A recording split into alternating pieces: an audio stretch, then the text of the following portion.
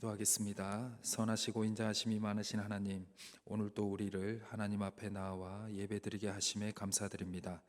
이 시간 하나님께서 이 자리에 임재하여 주시고 하나님께서 예비하신 하늘의 은혜를 허락하여 주옵소서. 삶에 지친 우리 성도님들을 위로하여 주시고 오늘 이 예배 시간을 통해서 우리가 새 힘을 얻도록 허락하여 주옵소서. 우리를 위해 이 땅에 내려오신 주 예수 그리스도의 이름으로 간절히 기도드립니다. 아멘. 찬송가 122장입니다. 찬송가 122장입니다. 우리 박수 치시면서 찬양하겠습니다.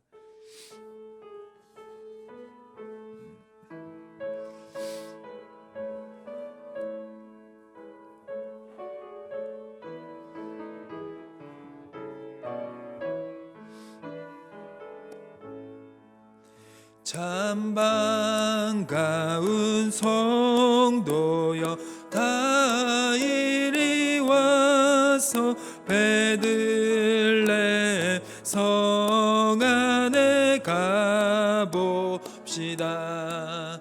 저 구유에 누이신 아기를 보고 엎드려 절하세 엎드려 절하세 엎드려 절하세 구주 나셨네.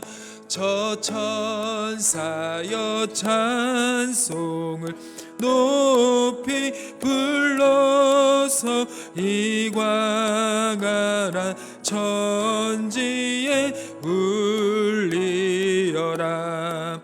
주 하나님 앞에 늘 영광을 돌려 엎드려 절하세 엎드려 절하세 엎드려 절하세 구주 나셨네.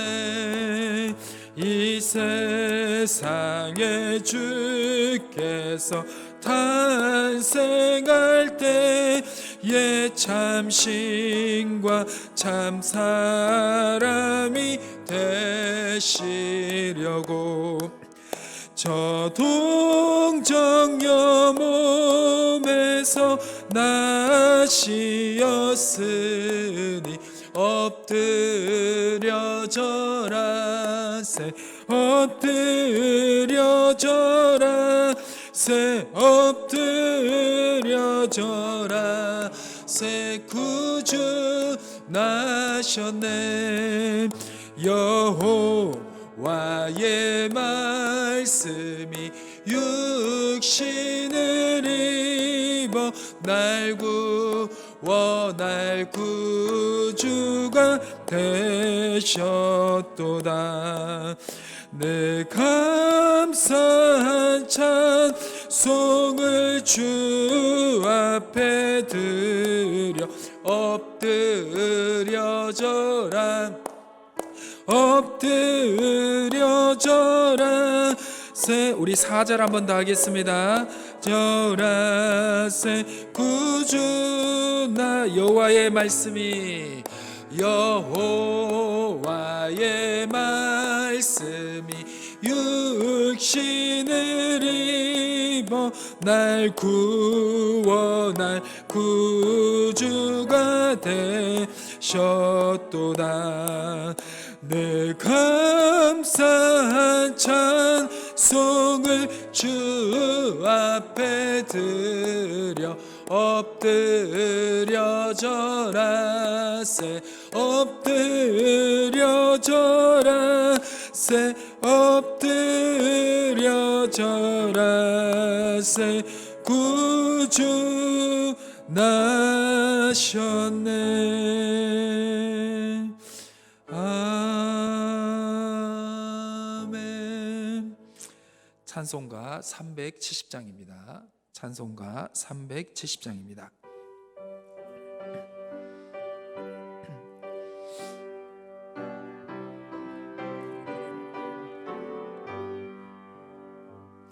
주 안에 있는 나 땅 근심 있으랴 십자가 밑에 나아가 내 짐을 풀었네. 주님을 찬송하면서 할렐루야 할렐루야 내 앞길 멀고 험해도 나 주님만 따라가니 그 두려움이 변하여 내 기도 되었고 전날의 한숨 변하여 내 노래 되었네. 주님을 찬송하면서 할렐루야 할렐루야 내 앞길 멀고 험해도 나 주님만 따라가리. 내 주는 자비하셔서 늘 함께 계시고 내 궁핍함을 아시고 늘 채워주시네.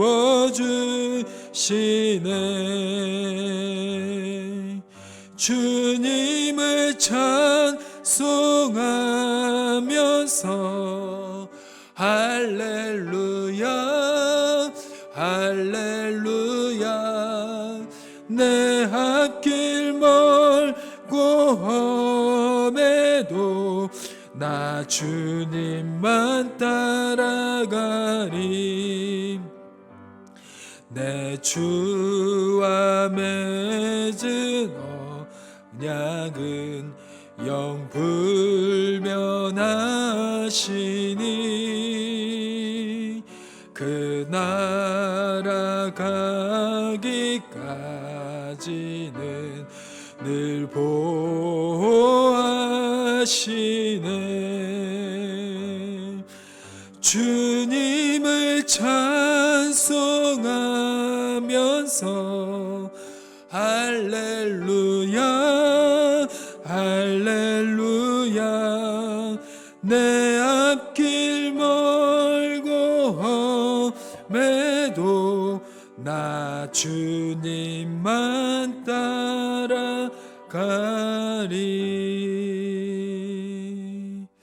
아멘. 이 시간 우리 모두 합심하여 함께 기도했으면 좋겠습니다. 먼저 예배 자리로 인도하신 하나님께 먼저 감사를 드리시고 이 대림절 기간을 경건하게 보낼 수 있도록 기도해 주시길 바랍니다. 두 번째는 오늘 우리에게 필요한 말씀을 허락해 달라고 기도하여 주시고 말씀을 전하시는 담임 목사님에게 성령의 충만함과 영육 간의 강건함을 허락해 주시기를 우리 모두 이 두 가지 기도 제목으로 합심하여 함께 기도하며 나가시겠습니다. 기도하시겠습니다. 하나님 아버지 감사합니다. 우리에게 이 예배 자리로 인도해 주시고 주님의 은혜와 사랑을 다시 한번 기억하게 하시고 생각하게 하심에 감사합니다. 세상에 지치고 쓰러진 우리의 영혼에 다시 한번 우리를 이렇게 세워주시고 다시 새 힘을 주시는 것은 하나님의 은혜와 사랑밖에 없을 줄 믿습니다. 이 땅에 우리에게 내려오신 그 주님을 기념하는 이 대림절 기간 주님을 바라보면서 경건하게 또 새 힘을 얻으며 나아갈 수 있도록 주께서 인도하여 주시옵소서. 이 시간 주님 하나님의 말씀을 듣기를 원합니다. 생명의 말씀을 허락하여 주시고 말씀을 전하시는 담임 목사님에게 성령의 충만함과 영육 간의 강건함을 허락하여 주시옵소서. 주님이 말씀을 전하실 때 하나님의 말씀으로 들릴 수 있도록 도와주시고 우리 목사님과 함께하여 주시옵소서. 우리를 위해 이 땅에 내려오신 주님, 우리와 함께하여 주심에 감사드립니다. 우리가 세상을 볼 때마다 희망이 없고 한숨이 나올 때가 많지만 주여 우리와 함께 하시는 하나님을 볼 때마다 새 힘을 얻어 갑니다. 이 땅에 내려오신 하나님께서 우리 교회에게도 오시고 우리 가정에게도 찾아오시고 우리의 얼어붙은 마음에도 찾아오셔서 주님이 예비하신 뜨거운 사랑과 세상을 능히 이기고도 남을 큰 믿음을 허락하여 주옵소서. 담임 목사님에게 성령의 충만함과 영육간의 강건함을 허락해 주시고 우리가 하나님의 말씀을 들을 때 이 예배 자리를 뜨거운 은혜와 사랑으로 채워 주옵소서. 우리를 위해 이 땅에 내려오신 주 예수 그리스도의 이름으로 간절히 기도드립니다. 아멘.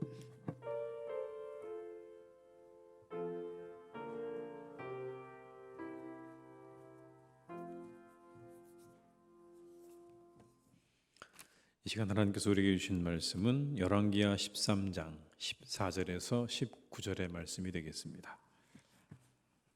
열왕기하 13장 14절에서 19절의 말씀입니다. 구약성경 584면에 있는 열왕기하 13장 14절에서 19절의 말씀입니다.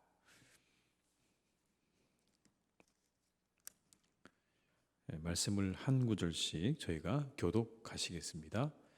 엘리사가 죽을 병이 들매 이스라엘의 왕 요아스가 그에게로 내려와 자기 얼굴에 눈물을 흘리며 이르되 내 아버지여 내 아버지여 이스라엘의 병과 마병이여 하매 엘리사가 그에게 이르되 활과 화살들을 가져오소서 하는지라.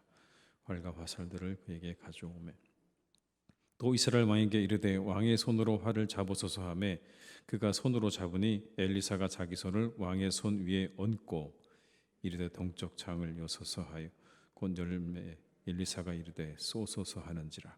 곧 쏘매 엘리사가 이르되 이는 여호와를 위한 구원의 화살 곧 아람에 대한 구원의 화살이니 왕이 아람 사람을 멸절하도록 아벡에서 치리이다 하니라. 또 이르되 화살들을 집으소서. 곧 집음에 엘리사가 또 이스라엘 왕에게 이르되 땅을 치소서 하는지라. 이에 3번 치고 그친지라. 하나님의 사람이 누워 이르되 왕이 대여섯 번을 칠 것이니이다. 그리하였다면 왕이 아람을 진멸하기까지 쳤으리이다. 그런즉 이제는 왕이 아람을 3번만 치리이다 하니라. 엘리사가 죽으니 그를 장사하였고 해가 바뀜에 모압 도적대들이 그 땅에 온지라. 마침 사람을 장사하는 자들이 그 도적대를 보고 그의 시체를 엘리사의 묘실에 들어던짐에 시체가 엘리사의 뼈에 닿자 곧 회생하여 일어섰더라. 아멘. 오늘의 본문의 말씀은 요아스라고 하는 북이스라엘의 왕에 관한 이야기입니다. 요아스. 이 요아스는 여호와하스의 아들입니다. 그런데 이 여호와하스는 이 북이스라엘에 있어서도 상당히 안타까운 왕입니다. 전투를 통해서 모든 군사를 다 잃어버린, 국력이 그야말로 쇠퇴하게 되어진 그런 왕이고, 그 왕의 아들이 바로 오늘 성경에 등장하는 요아스입니다. 그런데 요아스와 함께 누가 등장하냐면 이제 엘리사가 죽음을 앞두고 있는 장면이 오늘의 본문의 장면입니다. 여러분 11절의 말씀을 제가 읽어드리겠습니다. 여호와께서 보시기에 악을 행하여 이스라엘에게 범죄하게 한 느밧의 아들 여로보암의 모든 죄에서 떠나지 아니하고 그 가운데 행하였더라. 누가 그랬다는 얘기입니까? 요아스가 그렇게 했다는 겁니다.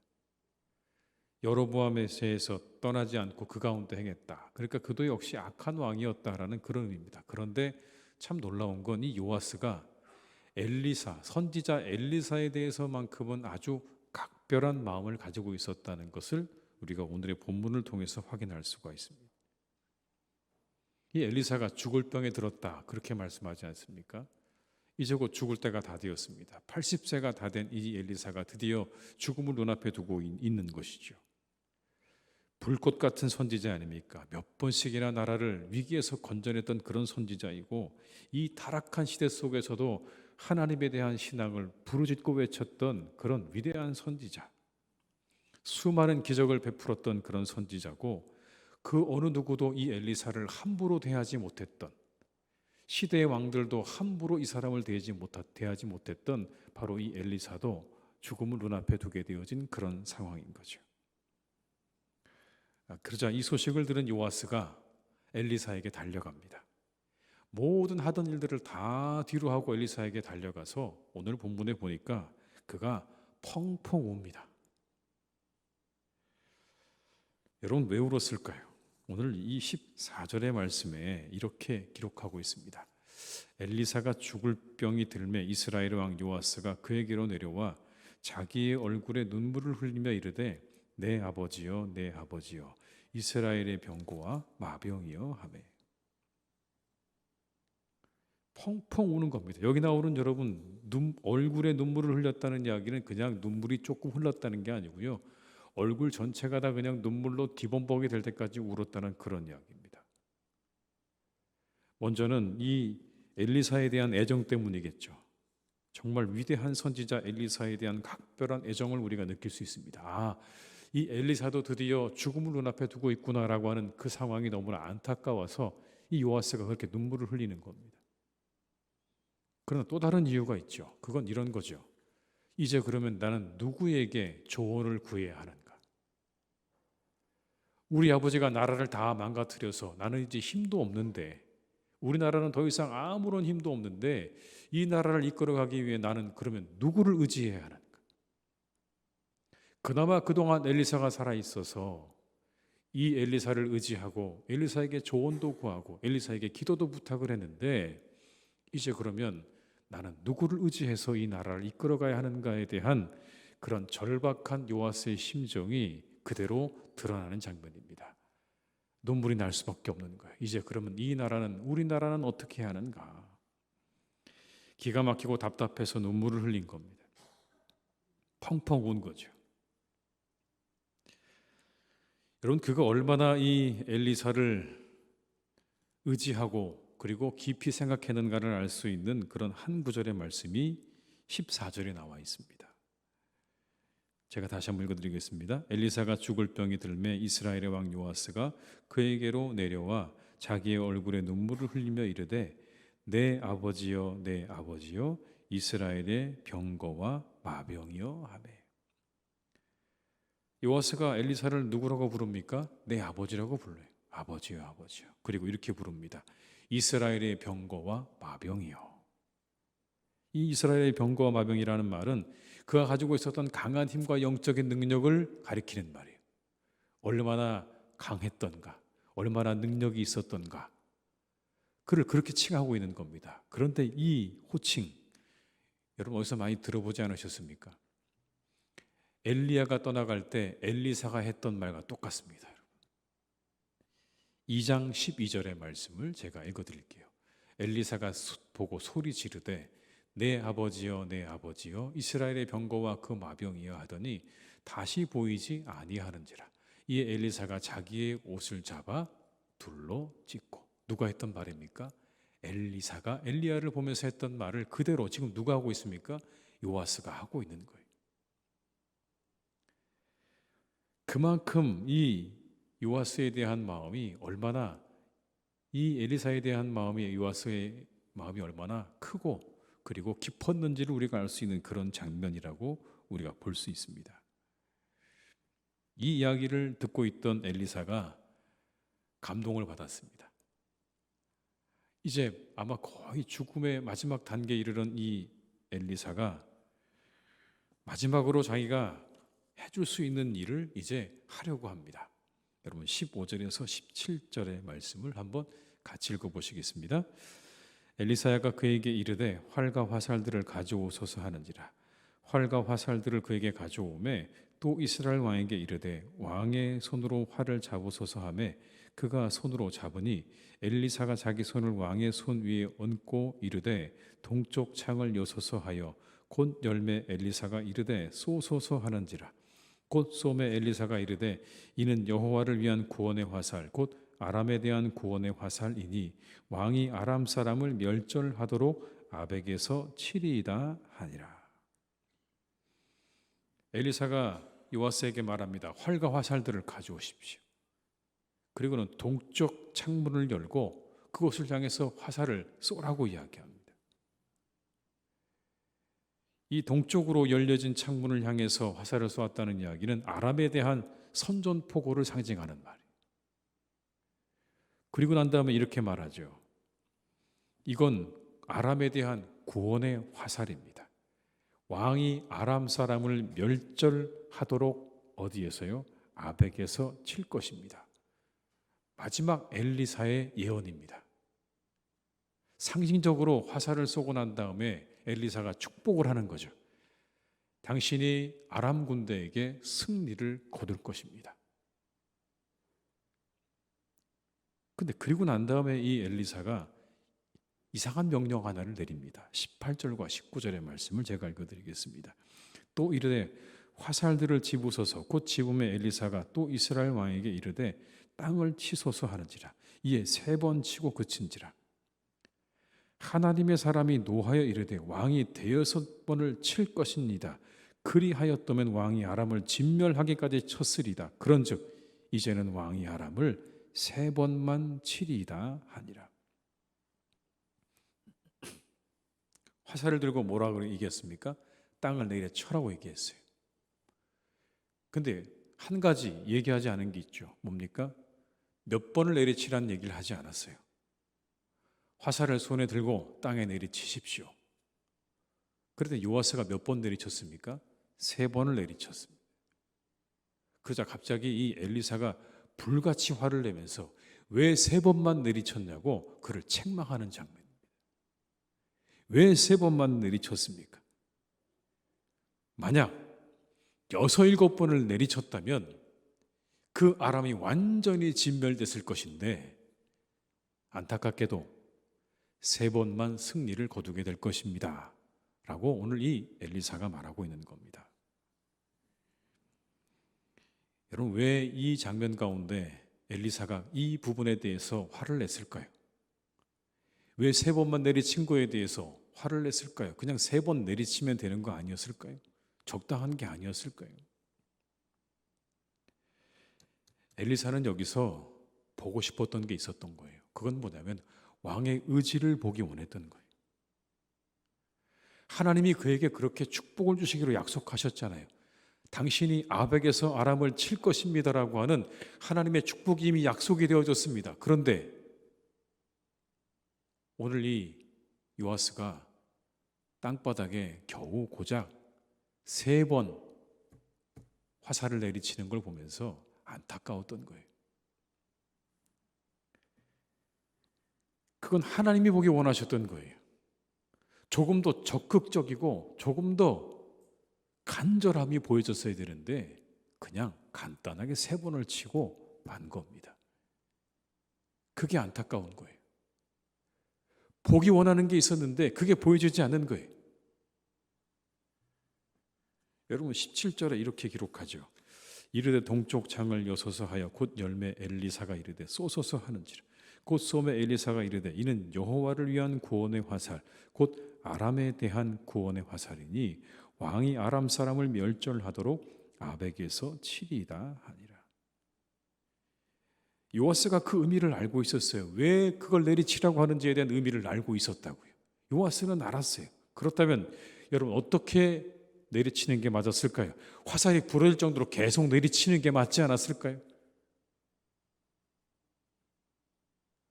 분명히 알았어요. 그 의도를 알았어요. 화살로 땅을 내리치는 그것이 자신의 의지와 하나님께서 약속해 주신 그 약속에 대한 자신의 화답이라는 걸 알았을 거예요. 그런데 고작 3번을 내리치는 겁니다. 많은 사람들이 왜 3번만 내리쳤을까에 대해서 이렇게 해석을 합니다. 3번이 완전수기 때문에 그랬다는 거예요. 당시 사람들의 생각에 3번이 완전수기 때문에 3번만 내리쳤다는 거예요. 그러나 여기서 하나님이 보시기 원하셨던 건 그게 아니죠. 우리에게 원하시는 게 여러분 뭘까요? 하나님이 본문의 말씀을 통해서 우리에게 원하시는 게 있습니다. 순종했어요. 땅을 내리치라고 그러니까 내리쳤어요. 그죠? 안 친 거 아니잖아요. 내리쳤습니다. 거부한 게 아니에요. 내리쳤는데 3번 내리쳤어요. 근데 그 안에 뭐가 안 담겼다고요? 의지와 간절함이 담겨져 있지 않은 거예요. 우리의 순종에 뭐가 담겨야 된다는 말씀입니까? 우리의 의지와 간절함과 절박함들이 담겨야 된다는 걸 말씀하는 거예요. 마지못해 치라고 하니까 3번을 내리치는 게 아니라 말씀하시면 그것에 대해서 우리가 의지를 가지고 간절함을 가지고 순종의 자리로 나아가라는 그런 말씀인 거예요. 겨우 3번 땅을 내려치는 그 모습으로는 하나님께 합하지 않은 거예요. 여러분, 우리도 순종을 하죠. 근데 순종할 때 문제가 뭡니까? 내 생각대로, 내 방식대로, 그리고 내 계산대로 순종하는 게 문제인 거죠. 내가 편리할 때만 순종하는 게 문제인 거예요. 순종하긴 하는데 우리의 일반적인 생각과 관습 안에서 순종을 하는 거예요. 그리고 하나님의 모든 능력을 다 제한해버려요. 그러나 온전한 순종은 아니에요. 그 안에 의지도 없고 간절함도 없다면 여러분, 그건 온전한 순종이 아님을 보여주고 계시는 거예요. 예수님 뭐라고 말씀하셨습니까? 마음을 다하고 목숨을 다하고 뜻을 다하여 누구를 사랑하라고요? 하나님을 사랑하라. 여기 여러분, 마음과 목숨과 뜻을 다하라는 이 이야기 속에 뭐가 담겨져 있는 거예요? 당신들의 의지와 간절함을 가지고 하나님을 사랑하라는 그런 의미가 담겨져 있는 거잖아요. 뜻을 다해서, 의지를 다해서 하나님을 사랑하라. 사랑하긴 하죠. 최대한 적게 드리는 방향으로 계산하고 사랑합니다. 최소한으로 사랑하는 거예요. 내 이웃을 뭐처럼 사랑하라고요? 내 자신처럼 사랑하라고 하셨어요. 그런데 이렇게 사랑하지 않나요? 사랑할 수 있는 사람 사랑하고 사랑하기 싫은 사람 사랑하지 않고, 사랑을 실천하는데도 적당히 할 수 있는 만큼만, 최소한 만큼만 우리 사랑하며 그렇게 살아가지 않습니까? 순종하긴 하는 것 같은데 그 안에 적극적인 적극성도 없고 의지도 없는 거예요.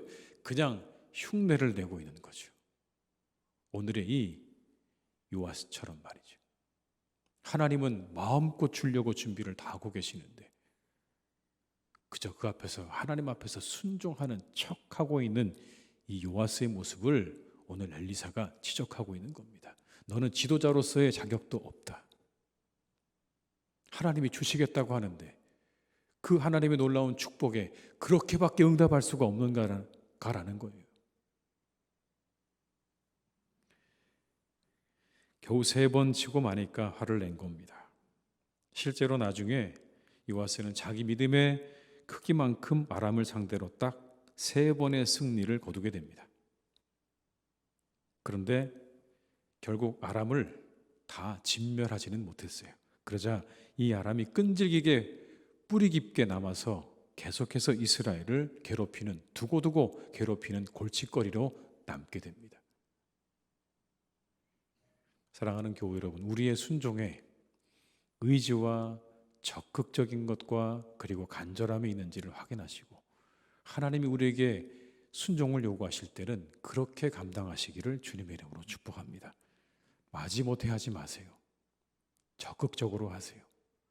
하나님께 기쁨이 되도록, 하나님께 정말 흡족하도록 우리가 그렇게 나아가서 우리의 순종을 보여드릴 수 있어야 할 것입니다. 이 본문이 보여지는 메시지가 바로 그런 거예요. 오늘날 그리스도인들에게 순종뿐만 아니라 하나님을 향한 간절함과 절실함이 사라져가는 거예요. 가장 큰 문제예요. 하나님을 향한 간절함과 절실함이 우리 가운데 있는가? 십자가를 다해도 가슴에 우러나오는 눈물이 없고 애통하는 마음도 사랑하는 마음도 다 사라져가고 하나님을 향한 뜨거운 마음도 점점 사라져가는 거예요. 왜 그렇게 그 모든 것들이 사라져갈까요? 왜 이 간절함이 없어져 갈까요? 제가 이 말씀을 준비하면서 왜 없어져 갈까 묵상을 하다 보니까 우리에게 절박함이 없어서 그런 건 아닐까라는 거예요. 절박함이 없으니까. 여러분, 왜 간절해집니까? 절박하면 간절해져요. 우리의 생사가 눈앞에 그 기로에 서 있으면 우리 간절해지겠죠. 왜요? 절박하거든요. 죽고 사는 문제가 되거나 그러면 우리는 그때 절박해져요. 그런데 오늘 본문의 이야기들을 보면서 예수님의 말씀이 떠오릅니다. 인자가 세상에 올 때 믿음을 보겠느냐? 여러분, 그 믿음이 뭘 의미할까요? 절박한 걸 말하는 거예요. 하나님을 향한 절박함과 간절함을 보겠느냐? 좀 이따 보겠지만 여러분, 그런 겁니다. 그런 맥락이에요. 내가 너희들에게서 정말 마지막 때에 간절한 믿음과 마음을 내가 볼 수 있겠느냐? 예수님의 말씀이에요. 내가 다시 올 때 그걸 너희들에게서 볼 수 있겠느냐? 사라져가고 있다라는 거예요. 풍요로움 속에 절박함이 사라져가고 간절함이 사라져가요. 그런데 우리 상황 어때요? 절박함과 간절함이 없어도 괜찮은 세상일까요, 여러분? 그냥 내가 오늘 편하게 잘 지내고 풍요롭게 살고 있으니까 이 절박함과 간절함이 나오고는 아무 상관이 없는, 필요 없는 여러분, 그런 세상일까요?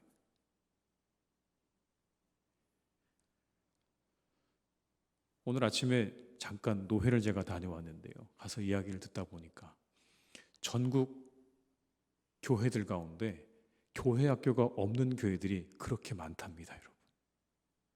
교회 학교가 아예 없대요. 그냥 교회 아이들 자체가 없는 거예요. 심각하죠. 아이들이 다 사라졌어요. 여러분, 뉴스 보셨잖아요. 소아과 전문의가 없는 종합병원이 31%랍니다, 여러분. 소아과 전문의가 없대요. 지원도 안 한대요. 청년들은 우리나라를 자신들의 조국을 뭐라고 부릅니까? 헬조선이라고 부르잖아요.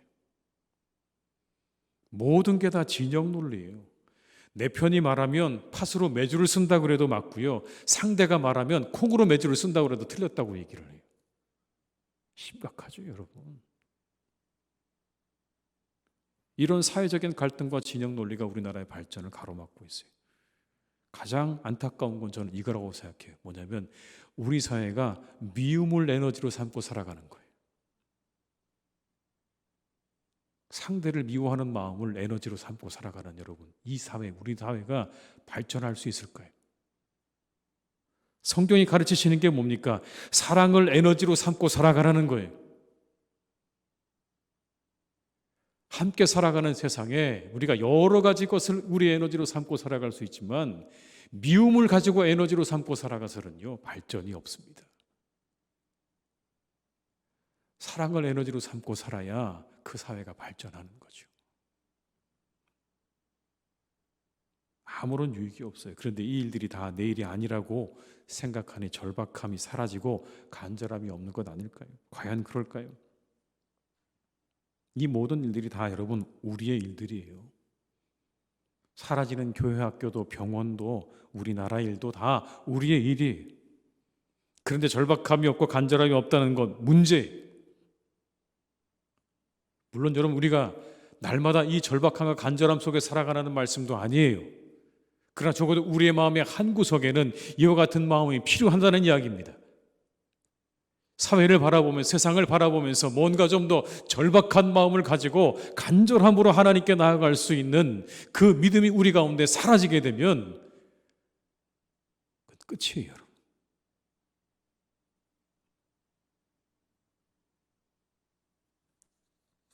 엘리사가 뭐가 달랐을까요, 여러분? 엘리사가 달랐던 건 바로 그거예요. 이제 마지막 자기가 곧 죽음을 향해 달려가는 그 순간에도 오늘 엘리사를 보세요. 뭘 합니까? 자신의 조국을 축복하잖아요. 힘을 다해서 자신의 나라를 축복하고 있어요. 그리고 그 축복하는 자리에서 요아스를 향해 뭐 하고 있습니까? 분노하잖아요. 여러분, 마지막 인생의 마지막 시간을 살고 있는, 이제 병들어 마지막 시간을 살고 있는 그 누군가가 상대를 향해서 분노했다고 하면 이 사람이 어떤 사람인지 여러분 대충 이해할 수 있겠죠. 분노하는 거예요. 뭘 분노하는 겁니까? 그렇게 그것밖에 되지 않는 나라의 지도자를 보면서 분노하는 의분이에요, 의분. 아무 때나 여러분 우리가 화를 내서는 안 되겠죠. 화를 아무 때나 내서는 안 돼요. 그러나 이렇게 자신의 조국을 생각하면서, 자신의 지도자를 생각하면서 마음 가운데 일어나는 이 절박함과 간절함을 오늘 이 엘리사가 우리에게 보여주고 있는 거라고요. 마지막 순간까지 놓지 않는 거죠. 나라를 위한 마음과 지도자를 위한 마음을 놓지 않고 그 절박함 속에 간절함으로 하나님께 기도하고 축복해 주는 이 엘리사의 모습을 성경은 오늘 우리에게 보여주고 있는 겁니다. 우리에게 물으세요. 너희들은 누가 될 것이니? 하나님이 그렇게 축복의 약속을 주기로 약속을 다 했는데도 불구하고 거기에 겨우 고작 3번을 내리친 요아스가 될 것이냐, 아니면 인생의 마지막 순간에도 끝까지 나라를 생각하고 왕을 생각해서 의로운 의분을 낼 수 있는 엘리사가 될 것이냐. 여러분, 예수님께서 우리에게 들려주신 이야기 가운데 과부의 기도 이야기 여러분 기억하시죠? 한 도시에 과부가 있는데 원한이 있는 거예요. 근데 그 원한, 갚을 데가 없어서 재판장을 끊임없이 찾아갑니다. 그 재판장이 결국엔 두 손을 들었어요. 워낙 자신을 힘들게 하고 번거롭게 하니까, 그래서 그의 청을 들어서 그 원한을 풀어주었다는 그런 이야기죠. 그런데 이 비유의 시작에 이렇게 말씀합니다. 항상 기도하고 낙심하지 말아야 할 것을 이렇게 비유로 말씀하셨다. 무슨 말씀일까요? 기도에 뭐가 있어야 된다는 거예요? 이 과부의 절박한 심정으로 기도해야 된다는 말씀인 거예요. 그냥 단순하게 이야기를 들려주신 게 아니라 그 앞에 분명한 단서가 있어요. 기도에 대해서 말씀해 주셨다. 비유로 말씀해 주셨는데, 원한이 있는 과부의 이야기를 들려주시면서 하시는 말씀이, 그렇게 원한이 있는 과부가 재판장을 찾아가서 재판장을 통해서 원한을 풀었다고 하면 내가 나에게 나올 때 너희들의 그 기도와 간구를 들어주지 않겠느냐라는 말씀입니다. 그런데 그 안에 뭐가 담겨 있는 거예요? 그 기도에 그 과부가 가지고 있는 원한에 대한 그 절박함과 간절함을 담아 드리는 기도가 하나님께서 응답하시는 기도라는 의미가 그 속에 담겨져 있는 겁니다. 포함되어 있는 거예요. 들어주셔도 좋고 안 들어주셔도 좋고가 아니라, 기도할 때는 간절한 마음으로 절박한 심정 가운데 우리가 하나님 앞에 기도할 줄도 알아야 되는 겁니다.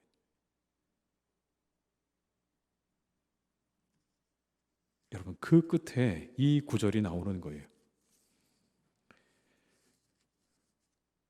18장 8절, 누가복음 18장 8절의 말씀입니다. 내가 너희에게 이르노니 속히 그 원한을 풀어주시리라. 그러나 인자가 올 때 세상에서 믿음을 보겠느냐 하시니라. 이게 예수님의 말씀이에요. 내가 너희들에게 기도는 이렇게 된다고 가르쳐 준다. 과부의 절박한 심령으로 하나님 앞에 기도해야 된다는 거 가르쳐 주는데, 결국 마지막에 뭐라고요? 내가 마지막에 올 때는 그런 믿음을 볼 수 있겠는지 모르겠다. 내가 그런 믿음 너희들에게 볼 수 있는지 모르겠다고 마시는 말씀이에요. 기도에 간절함과 절박한 심정이 담겨져 있는 거예요. 하나님이 이거 해결해 주시지 않으면 안 됩니다라고 하는 절박한 마음이 너희들에게 있는가?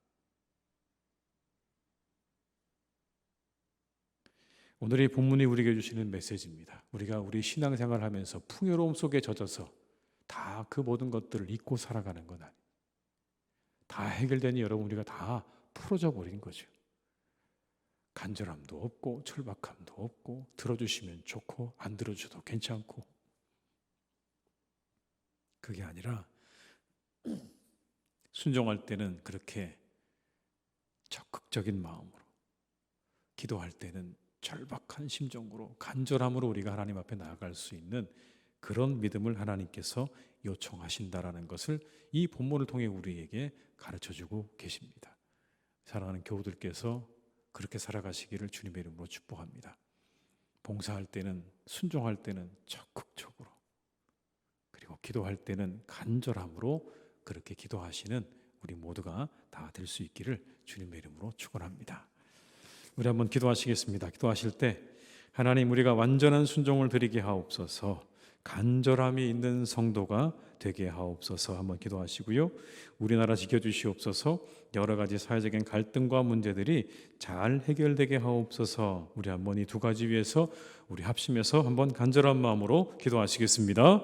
사랑이 많으신 아버지 하나님, 간절히 빌고 원합니다. 주의 역사하시고 인도하시는 아버지 하나님, 우리가 완전한 순종을 드릴 수 있기를 간절히 원합니다. 온전한 순종을 드리게 해주시기를 간절히 원합니다. 간절함이 있는 성도가 되기를 간절히 원합니다. 아버지 하나님, 우리 가운데 역사하시고 인도하시는 아버지 하나님, 우리가 이 엘리사처럼 나라를 위하고 지도자를 위하고 교회를 위하고 하나님의 나라를 위하여 간절한 마음이 우리 가운데 일어나기를 간절히 원합니다. 주여 우리를 인도해 주시기를 간절히 원합니다. 하나님, 우리 가운데 역사해 주시옵소서. 우리 심령 가운데 함께하여 주시옵소서.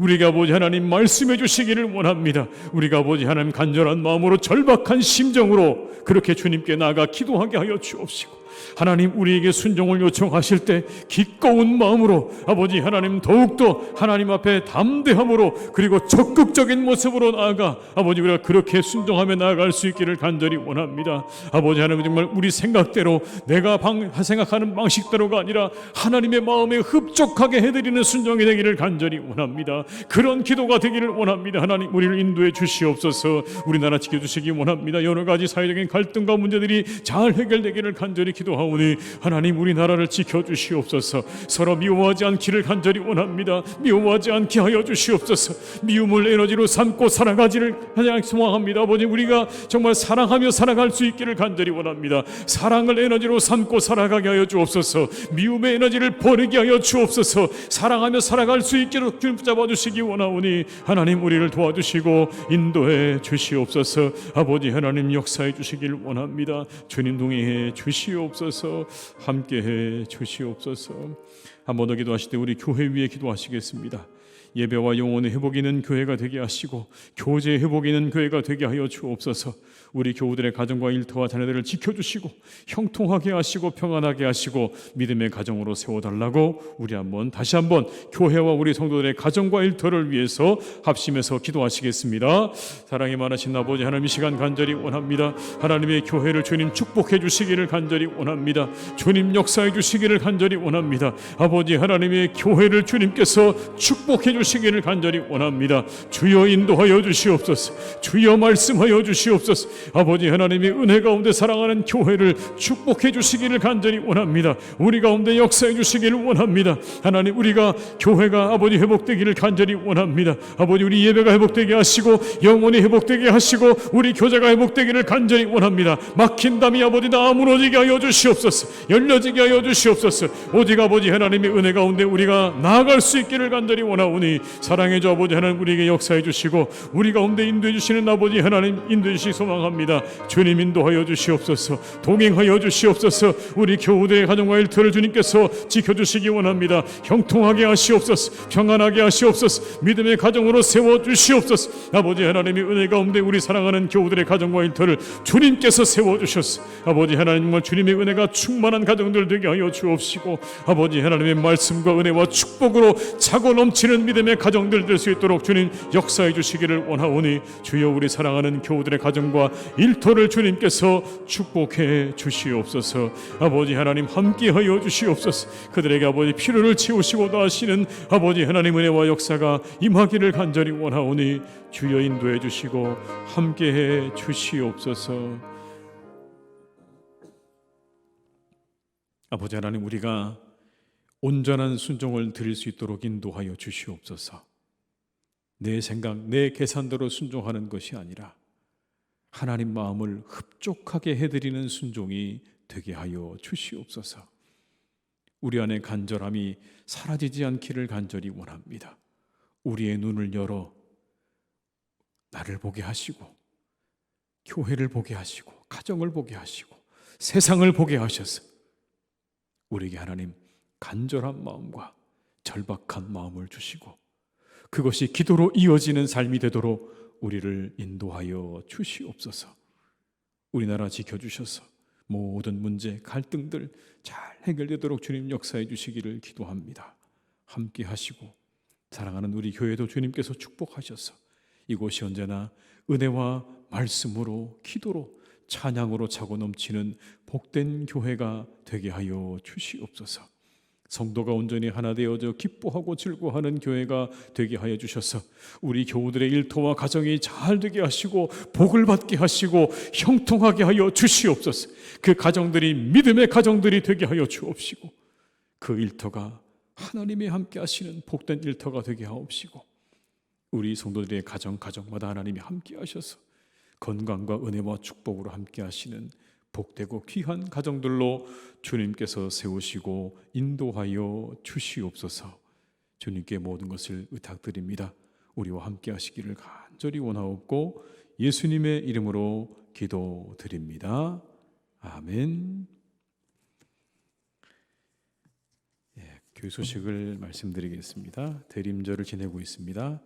기도와 말씀으로 큰 은혜를 경험하시는 시간들을 잘 보내시기를 바랍니다. 신년 기도 제목을 30일까지 사무실로 제출해 주시기를 바랍니다. 위에서 기도해 드리겠습니다. 교회학교 교사와 찬양대원을 모집합니다. 봉사하실 분들은 사무실에 신청해 주시기를 부탁을 드리겠습니다.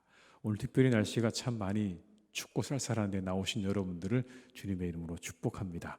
우리 한번 서로 인사하실까요? 잘 오셨습니다. 잘하셨습니다. 한 주간 내내 날씨가 좀 많이 춥다고 하는데 건강 잘 유의하시고요. 한 주간도 평안하게 남은 한 주간도 평안하게 잘 지내시기를 주님의 이름으로 축복합니다. 이 시간에 찬송가 436장 찬양하신 후에 주기도문으로 예배를 마치겠습니다. 436장입니다.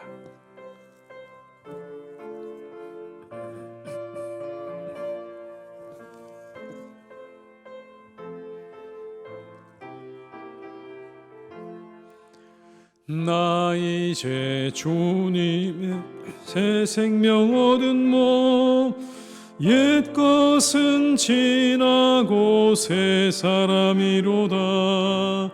그 생명 내 맘에 강같이 흐르고 그 사랑 내게서 해같이 빛난다.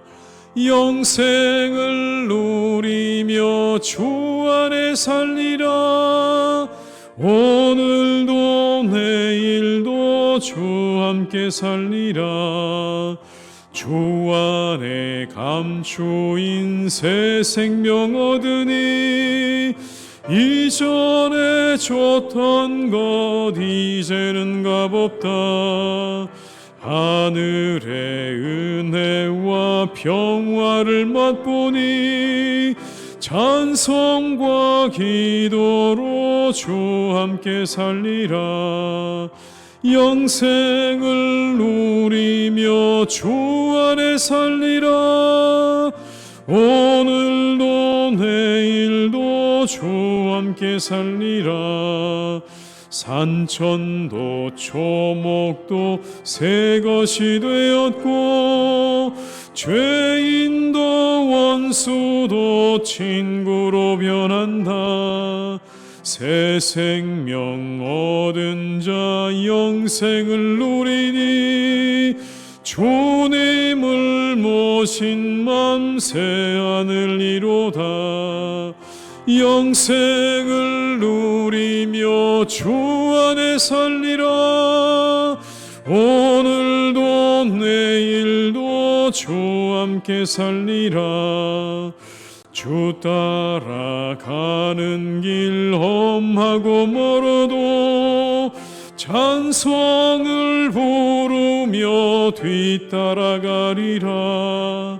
나 주를 모시고 영원히 살리라. 날마다 섬기며 주 함께 살리라. 영생을 누리며 주 안에 살리라.